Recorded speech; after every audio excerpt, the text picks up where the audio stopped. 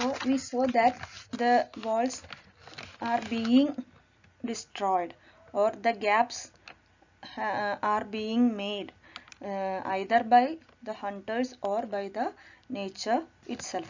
Something there is in the nature which doesn't like the wall. So in the next line, we can move through the next lines.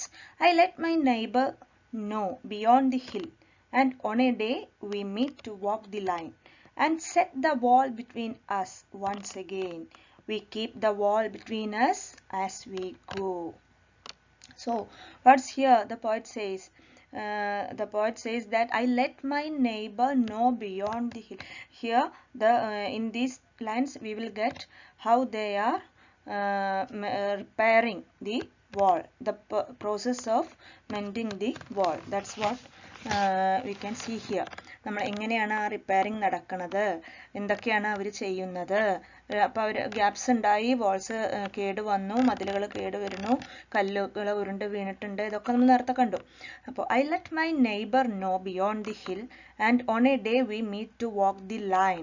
So here we are coming to the ritual, the so called ritual അല്ലേ. നമ്മൾ നേരത്തെ പറഞ്ഞു ഇതൊരു എല്ലാ വർഷവും spring സീസണിൽ നടക്കുന്ന ഒരു റിച്വൽ, ഒരു ആചാരം പോലെയാണ് എല്ലാ വർഷവും. അത് ഒരു പെർട്ടിക്കുലർ ഡേ അവർ ഡിസൈഡ് ചെയ്യാണ്, ഒരു പെർട്ടിക്കുലർ ഡേയിൽ. അപ്പോൾ ഇദ്ദേഹം ഇവിടെ നോക്കൂ, ഐ എന്നാണ് പറഞ്ഞിരിക്കുന്നത്, അത് പ്രത്യേകം ശ്രദ്ധിക്കുക കേട്ടോ. That I has A great importance. From that one word I we can understand that this the narrator, the speaker in the poem is the poet himself. ഇതിൽ ഐ, ഞാൻ അദ്ദേഹത്തെ അറിയിക്കുന്നു എന്നാണ് പറയണത്. അപ്പം ഞാൻ എന്ന് പറയുന്നത് ആരാണ്? പോയറ്റ് ഹിംസെൽഫ്, ഫസ്റ്റ് പേഴ്സൺ ആണല്ലേ. അപ്പോൾ സ്പീക്കർ ഇൻ ദി പോയം, ഈ പോയറ്റ് തന്നെയാണ് ഇതിലെ സ്പീക്കറായിട്ട്, നറേറ്ററായിട്ട്, വിവരിക്കുന്ന ആളായിട്ട് വരുന്നത്.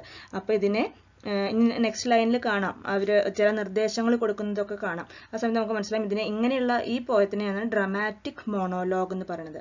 അതായത് speaker himself talks to someone else.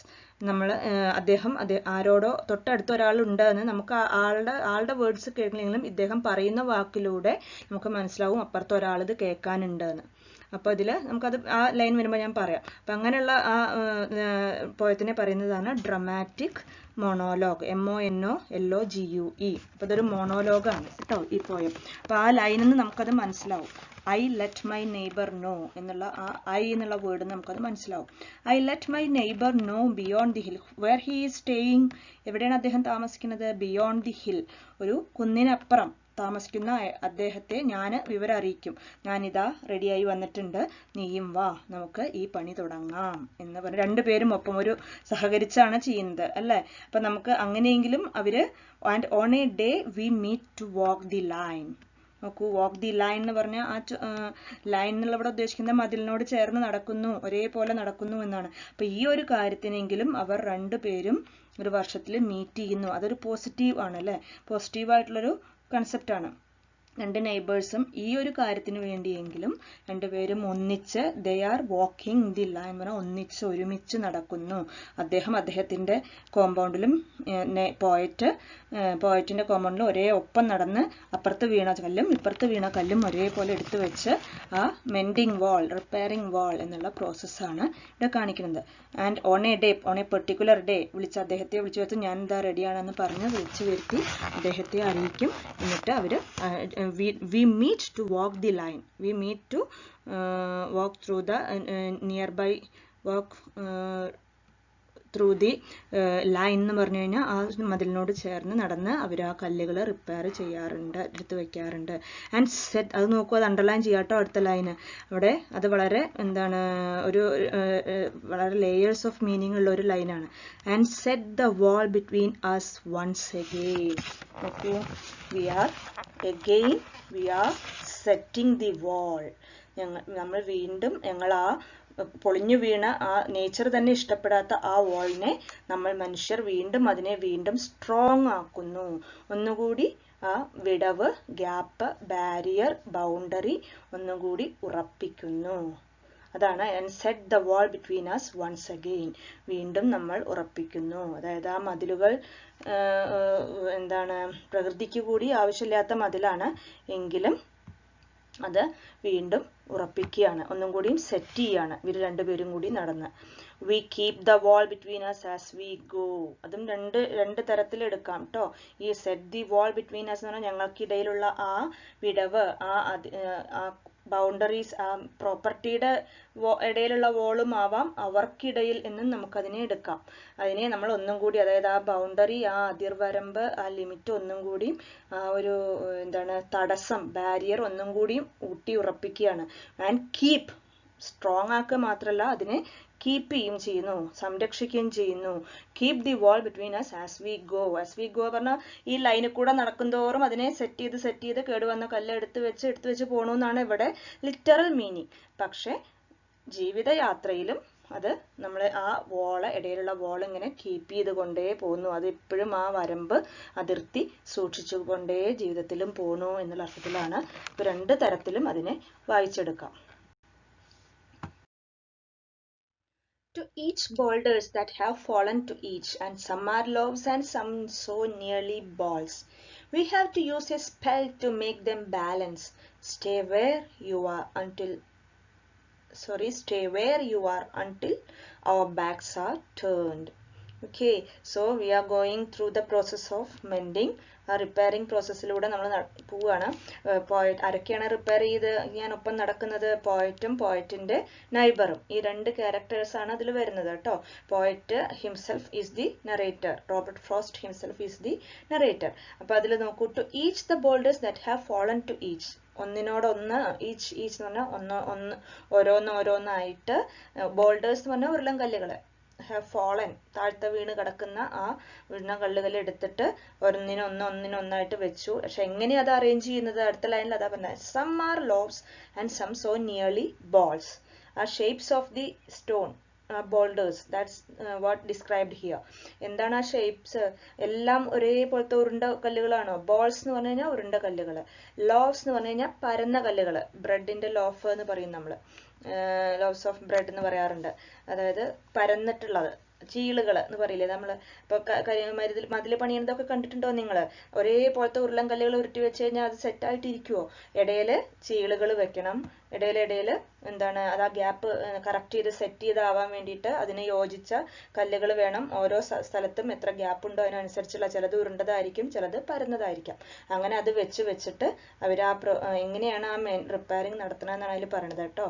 With some ലോവ്സ്, അതായത് പരന്ന flat stones and some ball shaped stones.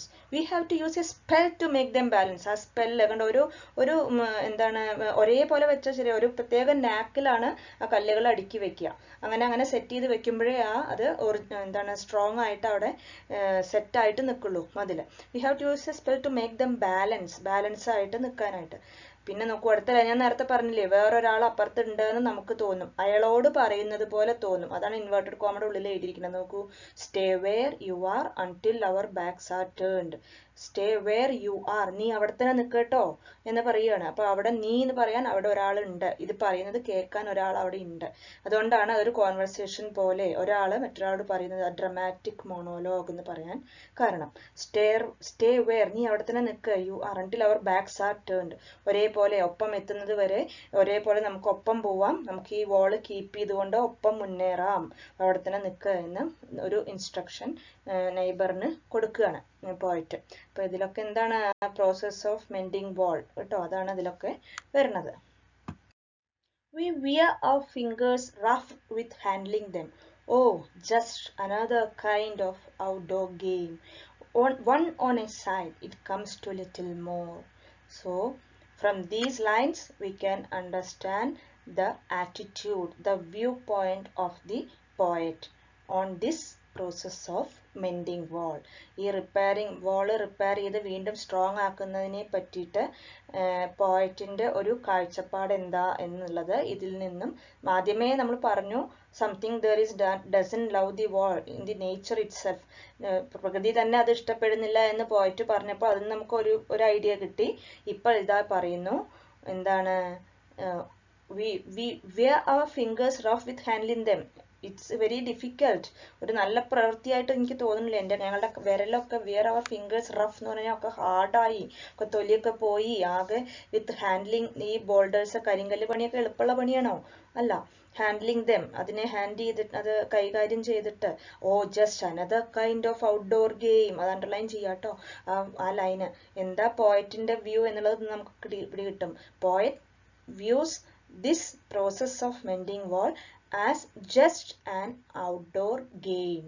വെറും ഒരു കളി. ഔട്ട്ഡോർ എന്ന് പറഞ്ഞാൽ ക്രിക്കറ്റ് ഫുട്ബോളെ പോലെ പുറത്ത് കളിക്കുന്ന ഒരു കളി. ഔട്ട്ഡോർ ഗെയിം വെറും ഒരു കളിയായിട്ടാണ് പോയറ്റ് ഇതിനെ കണ്ടിരിക്കുന്നത്. He is not taking it as not at all serious. He is not at all interested in such kind of a process or such kind of a work. ഒരു mending wall എന്നുള്ള ആ വർക്കിന് ഒട്ടും താല്പര്യമില്ല. അത് വെറും സില്ലി ആയിട്ടുള്ള, ഒട്ടും സീരിയസ്നെസ് കൊടുക്കാത്ത വെറും ഒരു കളിയുടെ പരിഗണന മാത്രമാണ് ഈ പോയറ്റിന് തോന്നിയിട്ടുള്ളൂ. Just another kind of outdoor game. It's not at all an urgent thing, അല്ലെങ്കിൽ it's not at all a needed thing. അത് അത്യാവശ്യമാണ് എന്ന് പോയറ്റിന് ഒരിക്കലും തോന്നിയിട്ടില്ല. He does not need a wall. അതാണ് ഇതെന്ന് വരുന്നത്. ഈ വാളിന്റെ ഒരു ആവശ്യമുണ്ട്, ഈ വാൾ മെയിൻറ്റെയിൻ ചെയ്ത് പോവേണ്ട ആവശ്യമുണ്ടെന്ന് ആർക്ക് തോന്നണില്ല? പോയറ്റിന് തോന്നണില്ല. പോയറ്റിന്റെ കാഴ്ചപ്പാട് മനസ്സിലായല്ലോ. He is not at all interested in mending wall. ആ വാൾ റിപ്പയർ ചെയ്ത് കീപ്പ് ചെയ്ത് കൊണ്ടുപോകണേന് അദ്ദേഹത്തിന് ഒട്ടും താല്പര്യം ഇല്ല. So he says it's just kind of an outdoor game. ഒരു കളിയുടെ ഒരു പരിഗണന. വൺ ഓൺ എ സൈഡ്, ഒരാൾ ഒരു സൈഡിൽ നിന്നിട്ട് എന്താണ്, it comes to little more, അങ്ങനെ മുന്നോട്ട് പോകുന്ന ഒരു ഗെയിം പോലെ മാത്രമാണ് പോയറ്റിന് ഇതിനെ കാണാൻ പറ്റുന്നുള്ളൂ എന്നാണ് പറയുന്നത്. നോക്കൂ, ലൈൻസ് 12 to 22. ഇതുവരെ ഈ 12 മുതൽക്ക് 22 വരെ ലൈൻസിൽ എന്താണ് പറയണത്? The description of the task of mending the വാൾ. ഈ വാൾ റിപ്പയർ ചെയ്യുന്ന, മതിലുകൾ കെട്ടി അത് റിപ്പയർ ചെയ്യുന്ന അതിൻ്റെ ആ ടാസ്കിന്റെ ഒരു വിവരണം. എങ്ങനെയൊക്കെയാണ് അവരത് ചെയ്യുന്നത് എന്നാണ് ഈ ലൈൻസിൽ പറയണത്. So the poet does not like the wall. Why he doesn't like the wall? Why he is not interested in mending wall? We can see there where it is we do not need the wall. He is all pine and I am apple orchard. My apple trees will never get across and eat the corns under his pines. I tell him. He only says, good fences make good neighbors. നോക്കൂ, എന്തുകൊണ്ടാണ് poet വാൾ ആവശ്യമില്ല. അടുത്ത ലൈനിൽ അത് clear ആയിട്ട് പറയുന്നുണ്ട്. നേരത്തെ അദ്ദേഹം സൂചന തന്നു, എന്താ പറഞ്ഞത്, something doesn't love the wall in the nature itself എന്നുള്ളത് പറഞ്ഞു. അത് കഴിഞ്ഞിട്ട് എന്താണ്, it's just like an outdoor game എന്ന് പറഞ്ഞു. ഇതൊക്കെ അദ്ദേഹത്തിന്റെ വ്യൂസ് പറഞ്ഞു. ഇപ്പൊ അതിൽ ക്ലിയർ ആയിട്ട് പറയുന്നു ഈ ലൈനിൽ, where it is we do not need the wall. Poet says that we do not need the wall. അത് അണ്ടർലൈൻ ചെയ്യാം. എന്തുകൊണ്ടാണ് അങ്ങനെ പറയുന്നത്? നമുക്ക് ഒരു വാളിന്റെ ആവശ്യം ഇല്ല. Do not need the wall. He is all pine. നോക്കൂ, he is pine and I am apple എന്ന് പറഞ്ഞു കഴിഞ്ഞാൽ he has pine trees in his compound and I have apple trees in my compound. എൻ്റെ orchard എന്ന് പറഞ്ഞാൽ ഫലവൃക്ഷത്തോട്ടം. എൻ്റെ പ്രോപ്പർട്ടിയിൽ എനിക്ക് apple തോട്ടമുണ്ട്. അദ്ദേഹത്തിന് പൈൻ മരങ്ങൾ കണ്ടിട്ടുണ്ടോ? ഇല്ലേ? ഇങ്ങനെ ഉയരത്തിൽ പോകുന്ന കൂർത്ത ഇലയുള്ള ദേവദാരു, അതാണ് പൈൻ മരങ്ങൾ. അദ്ദേഹത്തിന് പൈൻ മരങ്ങളുണ്ട്, എനിക്ക് ആപ്പിൾ ഓർച്ചാർഡ് ഉണ്ട്, ആപ്പിളിന്റെ തോട്ടമുണ്ട്. My apple trees will never get across and eat the cones under his pines. നോക്ക്, അദ്ദേഹം എന്താ പറയണത്? എന്തുകൊണ്ടാ വോൾ ആവശ്യമില്ല എന്ന് പറയാൻ കാരണം, we doesn't need a wall because my have apple trees in my compound and my apple trees will never get across. എന്ന് പറഞ്ഞാൽ അപ്പുറത്തേക്ക് കടന്നു പോവുക, ഈ മതിലും ചാടിപ്പോയി അല്ലെങ്കിൽ നടന്നു പോയി. Eat the cones under his pine മരത്തിൽ കോൺസ് ഉണ്ടാവും, അതിന്റെ ഫലം കോൺ എന്ന് പറഞ്ഞു കഴിഞ്ഞാൽ പൈൻ മരത്തിൽ ഉണ്ടാവുന്ന പൈൻ കോൺസ് അവര് എന്താണ്, ഈ എൻ്റെ ആപ്പിൾ മരം പോയിട്ട് അവന്റെ പൈൻ മരത്തിൽ നിന്നുള്ള കോൺസ് ഒരിക്കലും എടുത്ത് തിന്നാൻ പോണില്ല. ഇപ്പൊ ഇവിടെ നോക്കൂ, ഇവിടെ പേഴ്സോണിഫിക്കേഷൻ എന്നുള്ള ടെക്നിക്കാണ് പറഞ്ഞിരിക്കുന്നത്. മൈ ആപ്പിൾ ട്രീസ് ആരാ തിന്നുക? ഈറ്റ് എന്ന് പറഞ്ഞു കഴിഞ്ഞാൽ കഴിക്കുക. എൻ്റെ ആപ്പിൾ ട്രീ പോയി തിന്നില്ല എന്ന് പറഞ്ഞു കഴിഞ്ഞാൽ അതൊരു മാനുഷിക ഇതാണല്ലേ, മനുഷ്യന്മാരെ ആണ് എന്താ പറയാ ഭക്ഷിക്കുകയൊക്കെ ചെയ്യുക. അപ്പൊ ഇവിടെ ഒരു മരത്തിനെ മനുഷ്യന്റെ ഒരു ക്വാളിറ്റി കൊടുത്തിരിക്കുകയാണ് അവിടെ. അതിനാണ് പേഴ്സോണിഫിക്കേഷൻ എന്ന് പറയുന്നത്. My apple trees will never get across and eat the cones under his pines. ഈ വരി തന്നിട്ട് ഇതിന്റെ ഫിഗർ ഓഫ് സ്പീച്ച് എഴുതാൻ പറഞ്ഞാൽ എന്താ എഴുതുക? Personification. Apple trees are personified. മനസ്സിലായോ? Apple trees will never get across and eat the corns under his pines. I tell him. ഞാൻ അവനോട് പറഞ്ഞു, ഇതിൻ്റെയൊക്കെ ആവശ്യമുണ്ടോ? എൻ്റെ ആപ്പിൾ ട്രീ നിന്റെ പൈൻ കോൺ എടുത്ത് തിന്നാൻ വരില്ല, പിന്നെ എന്തിനാണ് ഈ മതില്? He only says. അതിന് ഉത്തരമായിട്ട് അദ്ദേഹം എന്താ ഇങ്ങോട്ട് പറയുക? Good fences make good neighbors. ഇതും ഒരു പോയറ്റിക് ഡിവൈസ് ആണ് കേട്ടോ. ഈ ഒരു വാചകം അണ്ടർലൈൻ ചെയ്ത് വെക്കുക. Good fences make good neighbours. നല്ല വേലി നല്ല അയൽക്കാരെ സൃഷ്ടിക്കും. എന്താ അതിന്റെ അർത്ഥം? അതൊരു റിഫ്രെയിൻ എന്ന് പറയും, റിപ്പീറ്റ് ചെയ്ത് വരുന്ന പോയറ്റിക് ഡിവൈസ് ഏതാ? REFRAIN. റിഫ്രെയിൻ പറഞ്ഞാൽ വീണ്ടും വീണ്ടും റിപ്പീറ്റ് ചെയ്തിട്ട് വരിക. ഈ ലൈൻ വീണ്ടും നമുക്ക് കാണാൻ പറ്റും. ഇത് അതിലെ ഒരു പ്രധാനപ്പെട്ട ലൈനാണ്. ഈ നൈബറിന്റെ വ്യൂ ആണ് അതിൽ. നമ്മൾ നേരത്തെ പോയറ്റിന്റെ വ്യൂ കണ്ടു. He does not love the wall. He does not need the wall. But here the neighbor says, we will get the viewpoint of the neighbor. ആ അയൽക്കാരന്റെ കാഴ്ചപ്പാട് എന്താണ്? Good fences make good neighbors. Underline ചെയ്ത് വെച്ചോളൂ, important line ആണ്. Good fences make good neighbors. നല്ല വേലി, fences എന്ന് പറഞ്ഞാൽ വേലി, നല്ല വേലി നല്ല അയൽക്കാരെ സൃഷ്ടിക്കും എന്ന് പറഞ്ഞാൽ there should be a boundary between neighbors.